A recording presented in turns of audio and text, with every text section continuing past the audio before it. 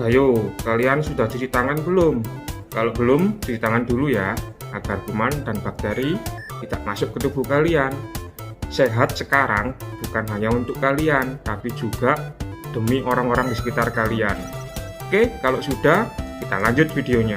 Assalamualaikum warahmatullahi wabarakatuh.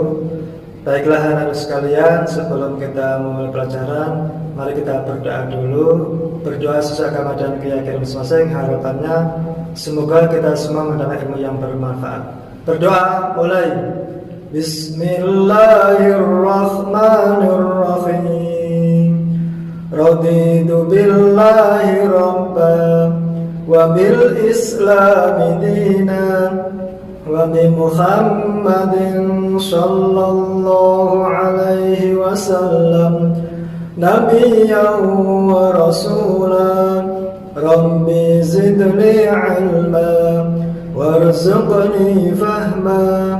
Rabbi shrah li sadri wa yassir li amri wakhlul 'uqdatam min lisani yafqahu qawli.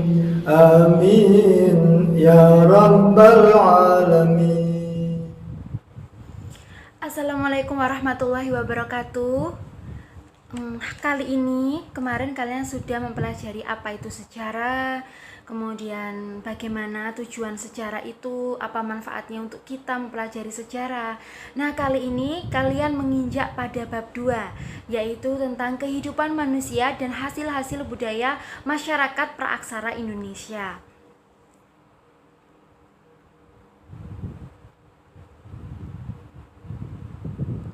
Siapa yang tahu praaksara itu apa? Benar, praaksara yaitu zaman di mana masih belum mengenal tulisan. Belum ada yang mengenal tulisan, itu zaman praaksara. Zaman di mana kalau kalian pernah mendengar manusia purba, zaman di mana dikatakan bahwa itulah zaman-zamannya nenek moyang kita, yaitulah zaman praaksara. Aksara yaitu tulisan. Pra berarti sebelum ada tulisan, belum mengenal tulisan sama sekali, yaitu praaksara. Zaman dimana diketahui ada karena adanya fosil-fosil, bukti-bukti peninggalan pada zaman tersebut, mulai dari benda, mulai dari fosil tengkoraknya, manusia purbanya waktu itu, gitu. Dan peninggalan-peninggalan bangunan-bangunan yang lainnya yang sudah pernah kalian mungkin untuk hari ini dijadikan sebagai tempat wisata. Oke, selanjutnya. Nah, zaman ini dibagi menjadi 3 zaman, yaitu ada zaman Paleozoikum, yaitu zaman primer, ada zaman Mesozoikum, ada zaman Neozoikum. Nah, ada yang sudah tahu Paleozoikum itu apa? Paleozoikum yaitu zaman dimana kehidupan itu masih purba, jadi masih sangat primitif sekali. Nah, sangat primitif, kemudian masih sangat sederhana, masih belum ada kehidupan. Di sini mulai ada tumbuh-tumbuhan. Jadi alam itu mulai terbentuk alam, mulai dari tumbuhan, mulai dari hewan, tapi belum ada belum ada cara atau kehidupan yang pasti pada zaman itu. Masih baru mulainya ada-adanya itu. Nah, berikutnya yaitu zaman Mesozoikum. Zaman Mesozoikum yaitu zaman kehidupan madya. Madya berarti pertengahan. Pada fase kedua ini, keberadaan makhluk hidup itu mulai ada binatang-binatang seperti amfibi, kemudian reptil, terus binatang-binatang yang ukurannya itu besar. Maka disebut pada zaman ini, zaman Mesozoikum itu juga disebut zaman Zura. Maka kalau kalian pernah nonton Jurassic Park, nah zaman Zura yaitu zaman Mesozoikum, zaman dimana banyak sekali binatang-binatang yang besar-besar seperti dinosaurus, Tyrannosaurus, pokoknya binatang-binatang yang besar-besar itulah, yang raksasa-raksasa itu ukurannya. Nah, tapi manusia pada waktu itu masih belum ada gitu. Jadi masih benar-benar alam gitu. Nah, yang ketiga yaitu zaman Neozoikum. Nah, baru di zaman inilah zaman kehidupan muda yang mana masih berlangsung hingga sekarang ini, yaitu zaman Neozoikum. Zaman Neozoikum itu ternyata dibagi lagi menjadi dua bagian, yaitu zaman tersier dan zaman kuarter. Zaman tersier itu adalah mulai muncul primata, burung tidak bergigi seperti burung unta, muncul fauna-fauna laut. Jadi sebelumnya itu masih hewan, ternyata mulai ada fauna atau tumbuhan yang ada di laut itu. Nah, kemudian pada zaman kuarter, kalau zaman kuarter itu mulai muncul kepunahan. Jadi di sini mulai ada kepunahan. Mungkin hewan-hewan yang tadinya di zaman Mesozoikum seperti dinosaurus mungkin jadi mulai berkurang, tidak ada dan berubah menjadi bertambahnya manusia gitu. Dan hewan maupun tumbuhannya juga semakin nampak, semakin kelihatan, semakin tahu karakteristiknya gitu. Nah, ternyata ini juga dibagi lagi menjadi dua zaman, yaitu kala Pleistosen sama kala Holosen. Kalau kala yang Pleistosen itu yaitu manusia ditandai dengan manusia purba jenis Pithecanthropus erectus. Itu nanti kita jelaskan ya nanti di bawah sama Ibu. Nah, yang kedua yaitu kala Holosen, yaitu munculnya Homo sapiens, atau bisa dibilang juga manusia yang termasuk paling sempurna, yaitu Homo sapiens itu yang terakhir, yang disebut-sebut sebagai nenek moyang kita atau manusia modern seperti kita. Nah, selanjutnya Ibu akan menjelaskan, nah ini jenis-jenis manusia purba. Tadi sempat kalian sudah mendengar kata Pithecanthropus erectus. Apa itu, Bu? Nah, sekarang ini masuk kepada manusia purba di sana. Ternyata ada jenis-jenisnya. Jadi setiap zaman berbeda, mereka hidup di zaman yang ada yang berbeda-beda gitu. Yang pertama yang paling tua sendiri yaitu Meganthropus. Meganthropus itu adalah fosil yang ditemukan di daerah Sangiran. Sangiran itu pada Ole von. Dia ada ilmuwan di sana. Nanti kalian baca di materinya ya, di websitenya. Jangan lupa kalian baca, itu lengkap sekali materinya. Di situ juga terdapat tugas-tugas ya anak-anak. Ibu mengingatkan kembali. Jadi kembali lagi ya ke Meganthropus itu. Meganthropus itu adalah merupakan fosil yang ditemukan di daerah Sangiran. Kira-kira umurnya waktu itu 2 juta hingga 1 juta tahun yang lalu. Nah, ciri-cirinya itu ada tonjolan belakang. Ini ada gambarnya, Ibu berikan contoh gambar. Nah, itu yang Meganthropus ya. Meganthropus itu seperti waktu itu Ibu cari nggak ada. Jadi Meganthropus itu punya tonjolan belakang yang tajam. Jadi memiliki tulang kening yang menonjol, memiliki perawakan yang tegap, memakan tumbuh-tumbuhan, serta hidup berkelompok dan berpindah-pindah. Jadi masih nomaden ya, istilahnya itu nomaden, berpindah-pindah gitu. Kemudian yang kedua yaitu Pithecanthropus. Nah, Pithecanthropus itu dibagi lagi menjadi dua, yaitu Pithecanthropus erectus dan Pithecanthropus mojokertensis.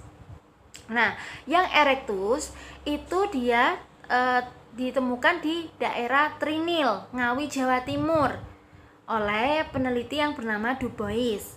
Nah, dengan ciri-ciri seperti kening yang menonjol juga sama, tulang rahangnya, hanya volume otaknya lebih besar daripada Meganthropus. Meganthropus volume otaknya lebih kecil. Nah, karena volume otak itu fungsinya untuk mengetahui bahwasanya semakin kecil cc-nya berarti semakin sedikit untuk menampung informasi, pengetahuan dan pengalaman gitu, tidak seperti kita sebagai manusia gitu ya. Berikutnya yaitu Pithecanthropus mojokertensis, itu ditemukan di daerah Mojokerto. Nah, terlihat dari namanya ya, oleh seorang peneliti sama seperti yang menemukan Meganthropus, yaitu bernama von Koningswald itu ya.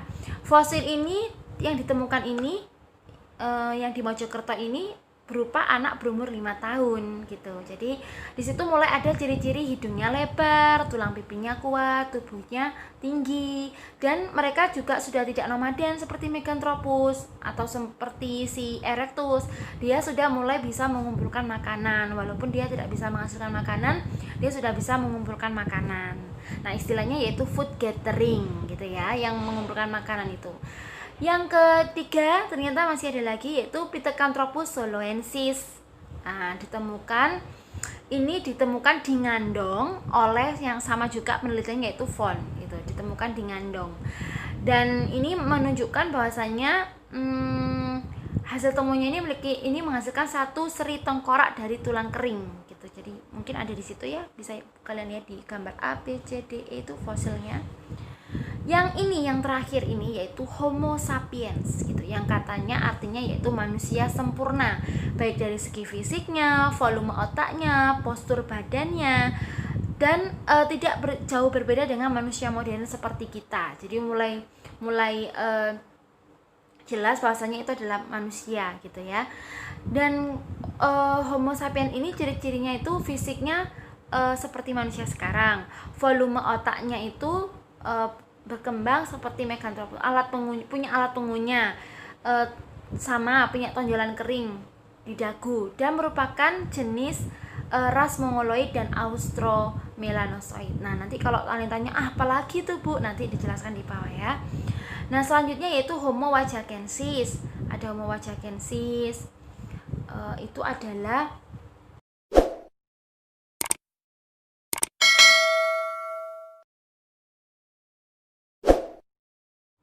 jenis dari Homo sapiens. Nah, dan Homo volans. Nanti kalian baca sendiri ya, anak-anak.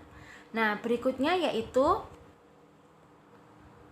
asal usul persebaran nenek moyang Indonesia. Di situ ada 3 teori ya, yaitu ada teori Yunan, ada teori Nusantara, ada teori out of Sundaland gitu ya, yang mengatakan bahwasanya kalau ya teori yang Yunan mengatakan bahwa nenek moyangnya Indonesia itu sebenarnya berasal dari Cina Selatan, di daerah Yunan sana gitu loh. Oleh karena ada sebuah peristiwa mereka harus berpindah ke Indonesia, kemudian di Indonesia mereka terdesak, akhirnya mereka pulang ke daerahnya, yaitu ke Cina Selatan. Itu teori Yunan. Ada juga yang mengatakan teori Nusantara, itu yang mengatakan bahwasanya nenek moyang Indonesia itu ya berasal dari Melayu gitu, berasal dari Indonesia sendiri gitu. Jadi berbeda pandangannya dengan yang sebelumnya gitu, bukan dari luar. Nah, kalau yang teori out of Sundaland mengatakan bahwasanya asal usul nenek moyang Indonesia ya berasal dari Indonesia sendiri, hanya itu merupakan perpindahan migrasi, justru karena ada migrasi, ada perpindahan manusia atau nenek moyang kita itu dulunya itu perantau, jadi termasuk pelaut gitu, jadi kadang-kadang pulang pergi, jadi bermigrasi, berpindah tempat gitu loh. Nah, itu yang mengatakan bahwa teori out of Sundaland ini sebenarnya hampir mirip dengan teori Nusantara, yang intinya bahwasanya nenek moyang Indonesia itu adalah bangsa Indonesia sendiri itu. Nah, yang berikutnya yaitu dari pendapat para ahli. Kalian mengatakan bahwasanya nenek moyang Indonesia itu berasal dari Cina Selatan, yang menggunakan perahu bercandi yang menuju ke kepulauan Indonesia. Tapi berbeda dengan Hogen mengatakan bahwasanya nenek moyang Indonesia itu berasal dari Sumatera gitu. Berasal dari Sumatera, dari ras Proto Melayu dan Deutero Melayu. Berbeda lagi dengan Muhammad Ali, agak sama, hanya di sini dia mengatakan bahwa Muhammad Ali ini seperti teori Yunan. Jadi dia percaya bahwasanya nenek moyang Indonesia itu berasal dari Laut Cina Selatan atau dari daerah Yunan, dengan dibagi menjadi 2 golongan, yaitu Melayu tua dan Melayu baru. Yang ketiga, yang keempat yaitu dari Muhammad Yamin.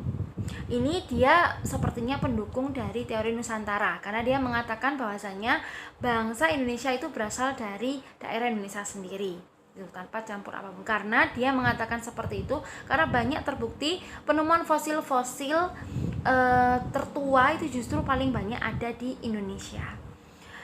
Berikutnya yaitu persebaran awal ras manusia di kepulauan Indonesia. Itu ada ras Mongoloid, ada ras Australoid, ada ras Negroid, berarti dari negro, daerah negro, ras-rasnya, suku-sukunya. Kemudian ada ras Mongoloid, itu berarti dari daerah seperti Cina, seperti Korea, orang-orang Mongol, orang-orang berwajah-wajah Cina, berwajah-wajah Oriental gitu ya. Kalau ras Australoid biasanya dipengaruhi juga ada yang berkulit hitam, kemudian dari negara Austria itu Australia. Ada ras Negroid berarti berasal dari Negro, biasanya ras ini mendiami tempat di wilayah Papua. Kemudian ada ras Wedoid. Ras Wedoid itu adalah ras Wedoid yaitu ras yang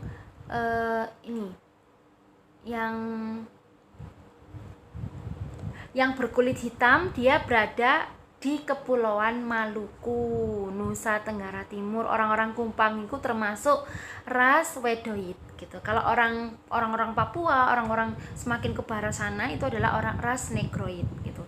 Dan ras Australoid itu berasal dari Australia.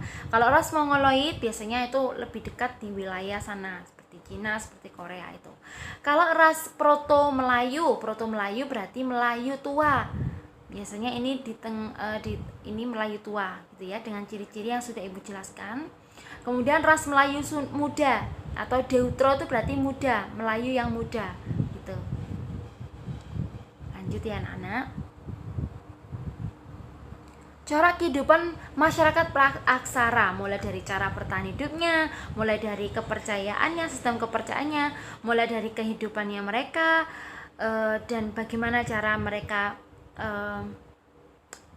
mengolah kehidupannya mereka. Nah, yang pertama yaitu cara bertahan hidupnya.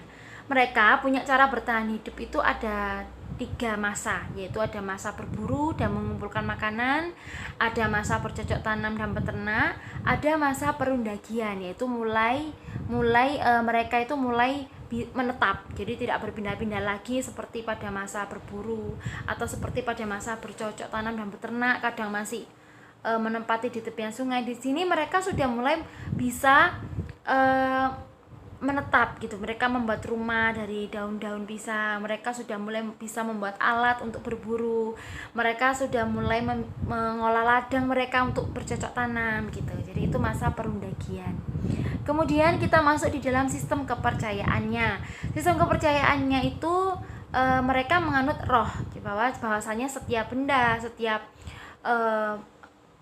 makhluk hidup, setiap apapun itu bendanya itu memiliki roh itu yang sepatutnya harus dilestarikan, harus dijaga, harus juga dihormati. Jadi mereka sangat arif sekali pada waktu itu manusia purbanya.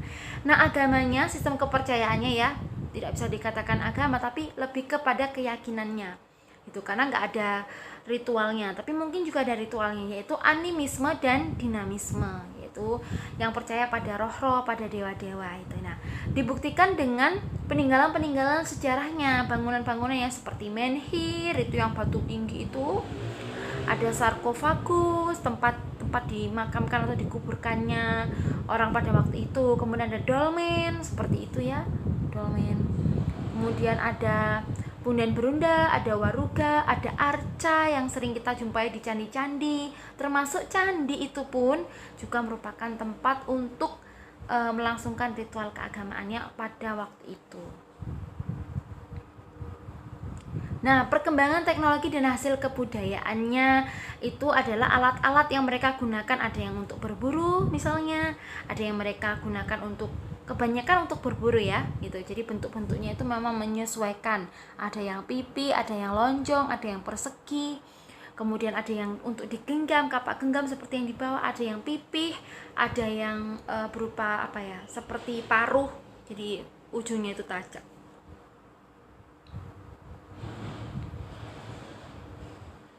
Kemudian ada kebudayaan batu dan tulang, dibagi menjadi 2, yaitu kebudayaan Pacitan dan kebudayaan Ngandong. Nanti kalian baca sendiri.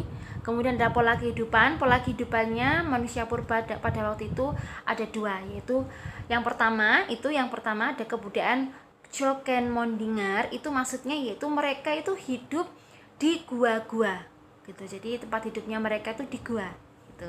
Yang kedua yaitu pola kehidupannya mereka itu mereka suka menimbun seperti kerang laut, kemudian ada dan itu ada sisa tumpukan-tumpukan kelan laut, itu namanya Abrishaussroche. Jadi itu sangat khas sekali. Di mana ada gua, pasti tidak jauh dari situ ada tumpukan-tumpukan kerang. Itu sebuah revolusi. Tuh, jadi sebuah revolusi. Jadi sebuah revolusi itu adalah menandakan bahwa kebudayaannya pada waktu itu ada kebudayaan kapak persegi, kemudian kapak lonjong, kemudian ada perkembangan zaman logam, dan juga ada teknik pembuatan barang logamnya. Nah. Oke, sekian anak-anak, semoga bermanfaat ilmu yang Ibu berikan. Jangan lupa kalian kerjakan, baca materinya di website, benar-benar baca materi lengkapnya. Kemudian kalian kerjakan tugas yang sudah Ibu berikan. Ibu tunggu pengumpulan tugasnya kepada Bu Laras. Semoga bermanfaat. Terima kasih. Wassalamualaikum warahmatullahi wabarakatuh. Salam olahraga, salam sehat. Jangan lupa memakai masker setiap kali berkegiatan di luar rumah. Dan gunakan masker untuk menutupi hidung dan mulut kalian. Contohnya seperti ini. Oke guys. Bagaimana dengan pembelajaran hari ini? Sukses selalu, tetap semangat. Jangan lupa jaga kesehatan, pakai masker, selalu cuci tangan, dan jangan lupa jangan keluyuran kemana-mana. Tetap di rumah saja, bantu orang tua. Jangan lupa ibadah.